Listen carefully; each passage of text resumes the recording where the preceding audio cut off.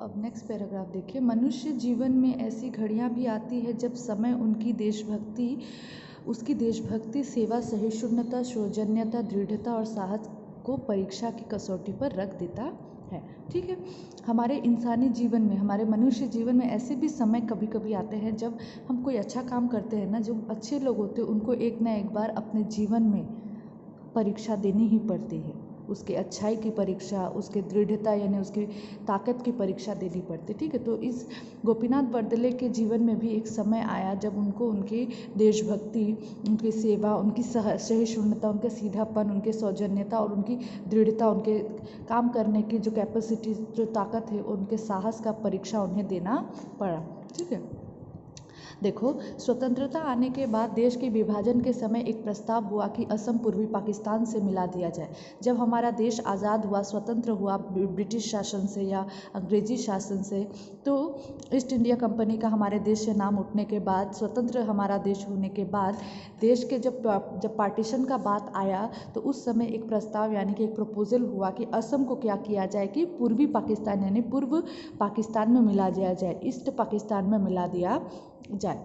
लीगी नेताओं की इसके लिए जोरदार साजिश थी, और ये साजिश किसने किया था? जो लीगी नेता यानी कि पाकिस्तानी नेताओं ने इसका बहुत बड़ा एक प्लानिंग कर रखा था कि किसी तरह से वो क्या करे, असम को अपने अंडर में ला सके, अपने कब्जे में ला सके। ठीक है, वो असम को अपने अंडर में करने के लिए शुरू से ही प्लानिंग कर रहे थे। वो लीगी नेता असम के हिंदू भाई और मुसलमान भाई को आपस में लड़ाकर पूरी तरीके से वो साजिश में जुटे हुए थे। समूचे देश में हलचल थी। ये प्रस्ताव आने के बाद, ये प्रपोजल आने के बाद पूरे देश में हलचल मच गई थी। ठीक है ना, कि असम तो हमारे भारत का पार्ट है, उसको किस तरीके से पाकिस्तान में मिला देने का प्रस्ताव किया गया, ये मतलब लोग डाइजेस्ट नहीं कर पा रहे थे। पूरे देश में हलचल मची हुई थी। कुछ नेताओं का ध्यान था कि असम को लीगियों या पाकिस्तानियों को दे दिया जाए और रोज़ रोज़ का झगड़ा मिटा दिया जाए। और जो हिंदुस्तानी नेता थे ना, उनमें से कुछ नेताओं का ऐसा मानना था, उनका ऐसा मत था, उनका ऐसा सोचना था कि ये जो रोज़ रोज़ के झगड़े हो रहे, इस रोज़ रोज़ के झगड़े होने से अच्छा है कि हमारे असम को पूर्वी पाकिस्तान यानी लीगियों को सौंप दिया जाए। ठीक है, महात्मा गांधी तो विभाजन के ही विरुद्ध थे, लेकिन महात्मा गांधी जो थे वो ये पार्टीशन के बिल्कुल खिलाफ थे। वो बिल्कुल भी नहीं चाहते थे कि असम का इस तरीके से पार्टीशन हो जाए और उन्हें पाकिस्तानी लोगों को सौंप दिया जाए।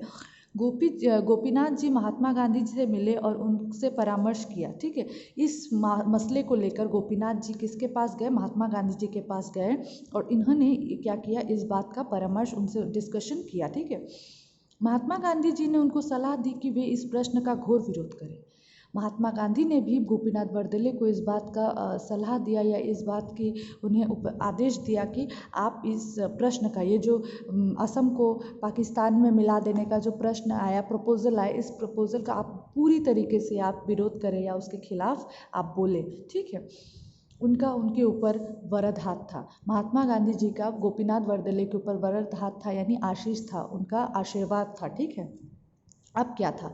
गोपीनाथ जी समूचे असम की प्रजा लेकर राजनीतिक गोवर्धन उठाने के लिए खड़े हो गए। अब जबकि जो वो महात्मा गांधी के उपदेश पे चलने वाले व्यक्ति थे, और जब महात्मा गांधी जी ने खुद ही उनसे ये बोला कि आप इस बात का पूरी विरोध करें, तो अब क्या था? अब गोपीनाथ जी पूरे असम के प्रजा के हित के लिए, पूरे असम के प्रजा के भलाई के लिए को लेकर उन्होंने राजनीतिक गोवर्धन यानी कि पॉलिटिकल पहाड़, गोवर्धन एक पर्वत का नाम है जिसको श्री कृष्ण ने अपने उंगली में उठाया था। ठीक है, और उठाकर उन्होंने क्या किया था? ब्रजवासियों को बचाया था इंद्र के प्रकोप से, तो वो गोवर्धन पर्वत की बात की गई है। ठीक है, ऐसे ही मतलब इसका मतलब एक एग्जाम्पल दिया गया है, जिस प्रकार कृष्ण ने गोवर्धन पर्वत उठाकर ब्रजवासियों का उन्होंने उनको मतलब जान बचाई थी, उसी प्रकार अब असम के जो गोपीनाथ बरदले जी हैं, वो असम के प्रजा के हित के लिए उन्होंने राजनीतिक गोवर्धन यानी राजनीतिक रूपी जो गोवर्धन पर्वत है उसको उठाने का पूरा उन्होंने निर्णय ले लिया है, और वो खड़े हो गए हैं मैदान में असम के जनता को बचाने के लिए।